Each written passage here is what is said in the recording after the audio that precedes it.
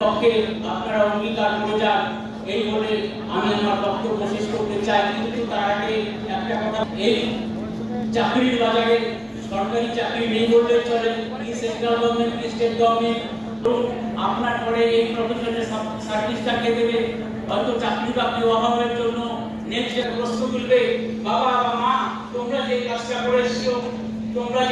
করে এসছো সেই কাজের কোনো সম্মান আমরা যে কাজটা করতে গিয়ে এখন বিধাগ্রস্ত হয়ে যাচ্ছি। জেনারেশনের জন্য আমরা কাজ করব। তাই আমার কবি সুকান্ত ভট্টাচার্যের শেষ দুটি লাইন দিয়ে শেষ করতে চাই, এই বিশ্বকে শিশুর বাসযোগ্য করি। ধন্যবাদ।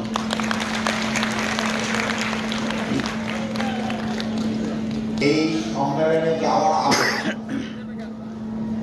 আমরা আমাদের সংগঠনের ভারতবর্ষের সেই রেজিস্টার আইনের যে দিক নির্দেশন, একজন সহ সম্পাদক আছেন, একজন কেন্দ্রীয় কমিটির সদস্য আছেন, তারা অবজারভার হিসাবে আছে। সমস্ত প্রক্রিয়াটাকে সম্পন্ন করবার জন্য তিনি তার উপরে দায়িত্ব আছে। তো এবার একটি ঘোষণা ওনার পক্ষ থেকে, রণেশ শাহর পক্ষ থেকে ঘোষণা আছে, তিনি সেই ঘোষণার কাজটা করবেন।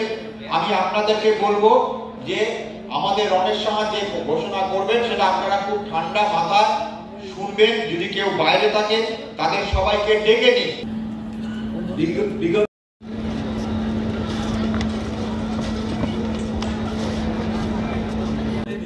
গত 5ই এপ্রিলের মিটিং এর মধ্যে দিয়ে শেষ হয়ে গেছিল। তো সংগঠনের আগামী দিনে এই সংগঠনটা যাদের দায়িত্বে চলবে, যারা পরিচালনা করে, তাদের সিলেকশন করার একটা সম্মেলনের একটা প্রক্রিয়ার একটা অংশ।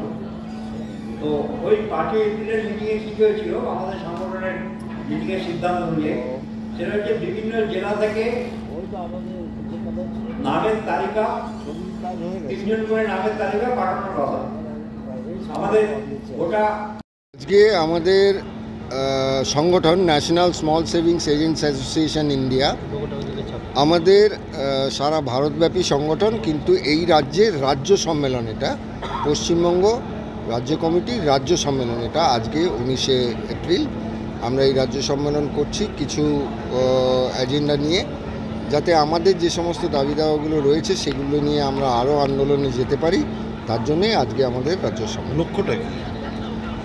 লক্ষ্য হচ্ছে যে যাতে আমরা সুস্থ স্বাভাবিক কাজের পরিবেশ পাই এবং আমাদের জীবিকা সুনিশ্চিত হয়, জীবন সুনিশ্চিত হয়।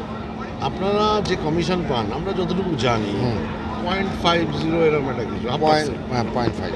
তো আজকে ডিজিটালাইজেশনের যে যুগ, বাড়িতে বসে যারা কাস্টমার গ্রাহক যারা, তারা তো অনলাইনে টাকা ডিপোজিট করতেই পারে।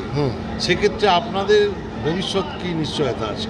এই মুহূর্তে কোনো নিশ্চয়তা নেই। আমরা একটা অনিশ্চিত জীবন কাটাচ্ছি এবং আমরা খুব দুশ্চিন্তার মধ্যে আছি যে আগামী দিনে আমাদের এই কাজ থাকবে কি না।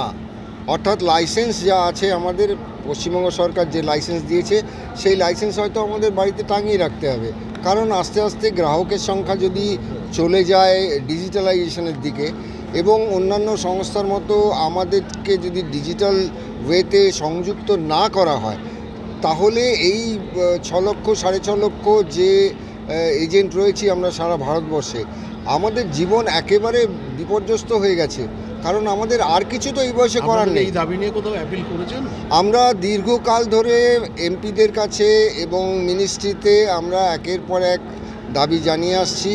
আমরা গত বছর যন্তর মন্তরেও একটা বিরাট ধর্ণা সফল করেছি। এবারে আমরা আরও তীব্র আন্দোলনের দিকে যেতেই হবে আমাদের, কারণ আমাদের দেয়ালে পিঠ ঠেকে গেছে। আপনার নাম? আমার নাম সিঞ্চন চ্যাটার্জি, আমি x general secretary West Bengal. আজকে আমাদের নতুন কমিটি তৈরি হচ্ছে, দেখা যাক।